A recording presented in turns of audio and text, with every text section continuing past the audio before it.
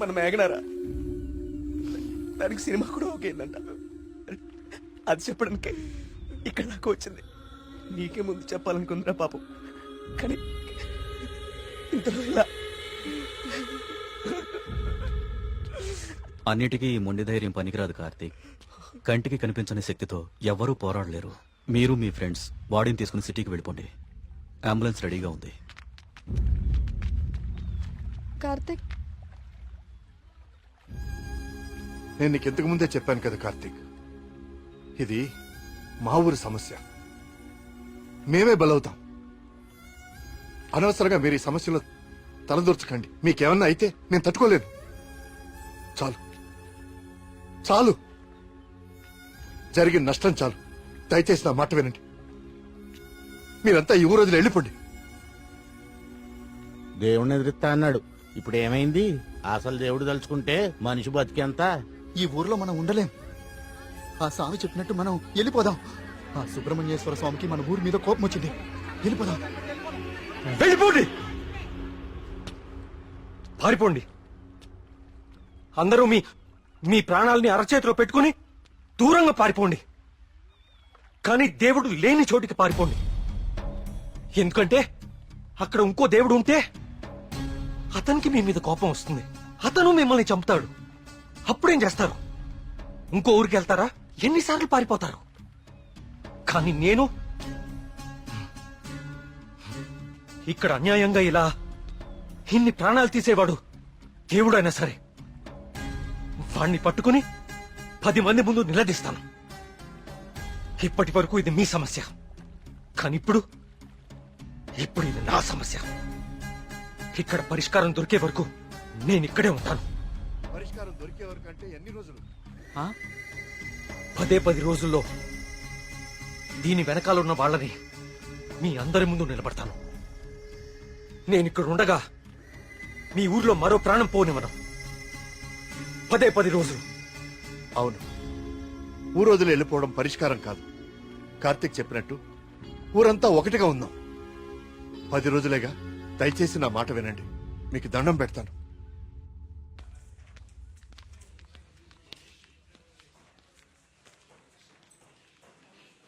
ఏం కావాలండి? ఇప్పటిదాకా చనిపోయిన వారి పోస్ట్ మార్టం రిపోర్ట్స్ చూపిస్తారా? అవి ఎవరికి పడితే వాళ్ళకి ఇవ్వడం కుదరదండి. ఈ ఊరి ప్రెసిడెంట్ అయిన మా నాన్న నరేంద్ర వర్మ ఇస్తే ఓకే కదా? ఇదిగోండి. ఒక్క నిమిషం. థ్యాంక్స్.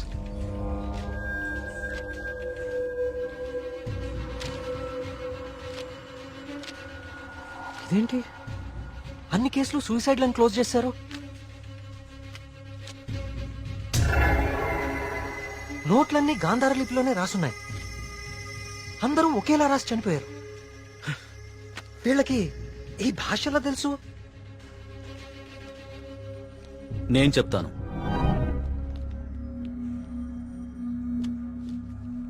ఆ చనిపోయిన వాళ్ళకి ఏమాత్రం చదువు రాదు. వాళ్ళు లెటర్ రాసి చనిపోవడం ఏంటి? వాళ్ళ పోస్ట్ మార్టం రిపోర్ట్స్ లో ఎలాంటి ఎవిడెన్స్ లేదు. మేఘనా రిపోర్ట్ కూడా క్లియర్. ఆలయ కోనేరు లోతు 5 feet మాత్రమే, అండ్ మేఘనా హైట్ 5.5 feet. దానిలో మునిగి చావటం ఛాన్సే లేదు. కావాలని మునిగితే తప్ప. మేఘనాది కూడా సూసైడ్ కేసే. సార్ ప్లీజ్, నాకు మీ సాయం కావాలి. ఇప్పటి వరకు ఎవరెవరు చనిపోయారో నేను వాళ్ళ ఇంటికి వెళ్ళి అందరితో మాట్లాడాలి. I need to talk to them personally. సరే, నీ ఇష్టం. కానీ నీ మొండితనంతో నువ్వు దేవుడికి ఎదురెళ్తున్నావు కార్తీక్. జాగ్రత్త.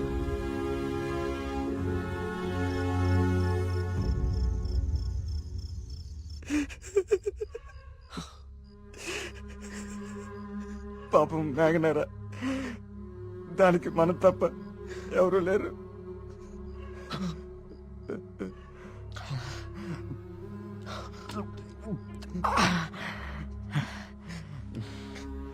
దాన్ని చెప్పింది ఎవరైనా సరే వదలకూడదురా. వాడా దేవుడైనా సరేరా, విడిచిపెట్టే సమస్య లేదు. రే, ఇప్పటికే ఎక్కువైంది. నువ్వు ఇంకా బాధపడుకో. రే, పోయి పడుకోరా, పడుకో. రే, నీకు విషయం చెప్పాలరా. ఏదున్నా పొద్దునే మాట్లాడుకుందాం. ఇంకా పడుకోరా. చాలా అర్జెంట్ రా. ఏంట్రా పోసుకోరా. చాలా భయంగా ఉందిరా. బాత్రూమ్ వచ్చి చాలా దూరంగా ఉంది. ప్లీజ్ రారా. ప్రతిదానికి భయం అంటావేంట్రా పిచ్చోళ్ళలాగా? రేయ్, హెడ్ మాస్టర్ చంపినట్లు ఆ నెమ్మలు అన్ని చంపేస్తే. పిచ్చా నీకేమైనా? నెమలి మనిషిని చెప్పడం ఏంట్రా? దేవుడు దయ్యం అనుకుంటూ సైన్స్ అంతగా పెరిగిన ఈ రోజుల్లో. పదా థ్యాంక్స్ రా. నువ్వు నీ ఎదవ భయాలు.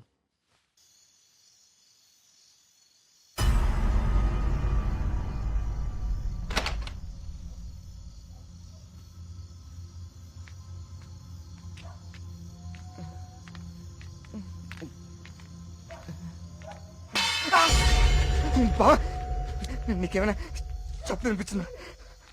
సూరి రా, ఇద్దరు వస్తుందిరా. బా, అక్కడేదో. నువ్వేంట్రా ఈరోజు? రే సూరే, ఇంకెక్కువైపోయిందిరా. చాలు వెళ్ళు వెళ్ళు. నిజం రా.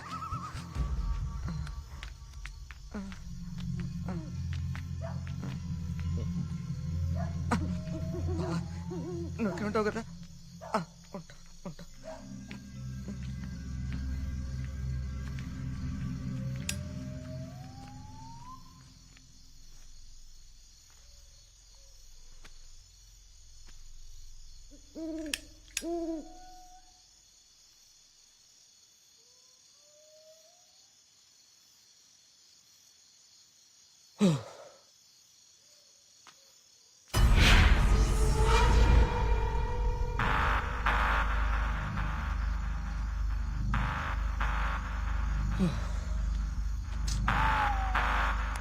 నెమ్మదిగా ఈ ఎదవ భయం నాకంటుకునేలా ఉంది.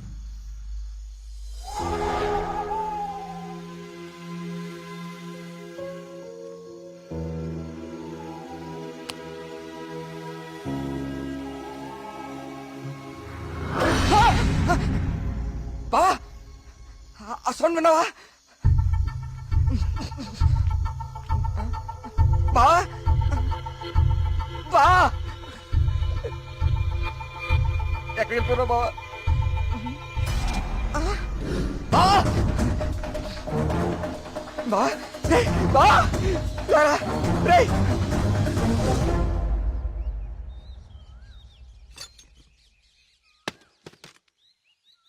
ఏంటి బాబు ఇదంతా? ఈ ఊర్లో సీసీటీవీ కెమెరాలు ఇన్స్టాల్ చేశాను.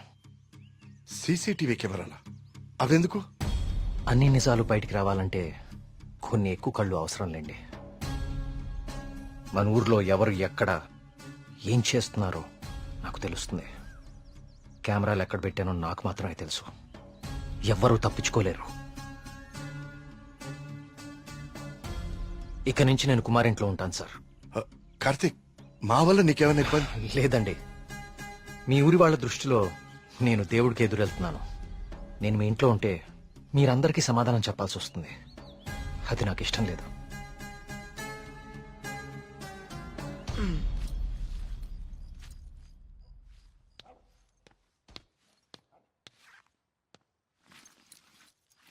మీ ఇద్దరు ఏం చేస్తున్నారు?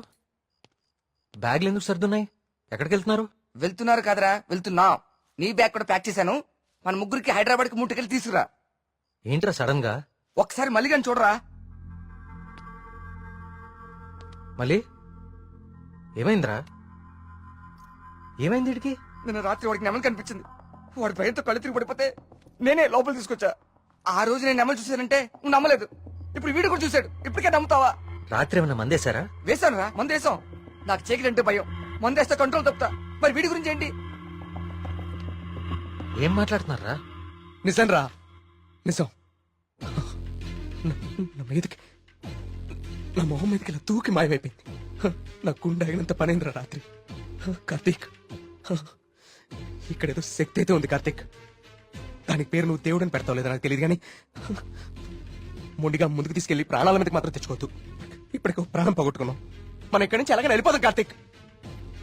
ఇంకా ఏంటి ఆలోచిస్తున్నావు కార్తీక్? ప్రియ కోసమా? అరే ప్రియను కూడా ఇక్కడ తీసుకెళ్ళిపోతారా, కానీ ఇక్కడ మాత్రం వద్దు, వెళ్ళిపోదాం.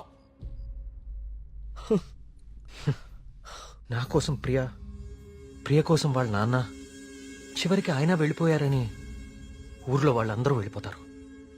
ఊరు ఖాళీ అయిపోతుంది.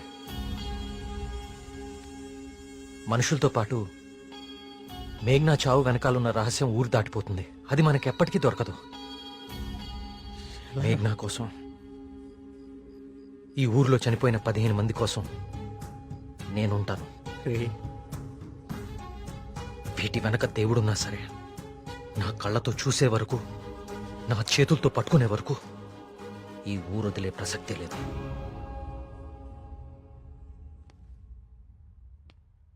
సరేరా రే, టికెట్లు వద్దురా. రే బావా, మేము కూడా ఎక్కడే ఉండిపోతారా కార్తీక్ నీ కోసం. అంతేరా? వద్దు.